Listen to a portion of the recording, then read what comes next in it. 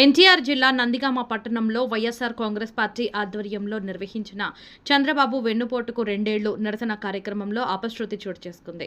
నిరసన కార్యక్రమంలో భాగంగా దున్నపోతుతో వినూత్నంగా ఆందోళన చేపడుతుండగా ఒక్కసారిగా అదుపు తప్పిన దున్నపోతు అక్కడ ఉన్న నాయకులు కార్యకర్తల వైపు దూసుకెళ్లింది. ఈ ఘటనలో పలువురు కార్యకర్తలు స్థానికులు గాయపడినట్లు సమాచారం. కార్యక్రమంలో పాల్గొన్న ఎమ్మెల్సీ మొండితోక అరుణ్ కుమార్, మాజీ ఎమ్మెల్యే మొండితోక జగన్మోహన్ రావు తదితర నాయకులు పార్టీ శ్రేణులతో కలిసి ఇంటి నుంచి గాంధీ సెంటర్ వరకు ర్యాలీగా బయలుదేరారు. అనంతరం ఆర్డీఓ కార్యాలయం సమీపంలో దున్నపోతుతో నిరసన కార్యక్రమం నిర్వహిస్తుండగా ఈ ఘటన చోటు చేసుకుంది. దున్నపోతు ఒక్కసారిగా ఉగ్రరూపం దాల్చి చుట్టుపక్కల ఉన్న వారిపైకి దూసుకెళ్లడంతో అక్కడ కొద్దిసేపు ఉద్రిక్తత పరిస్థితులు నెలకొన్నాయి.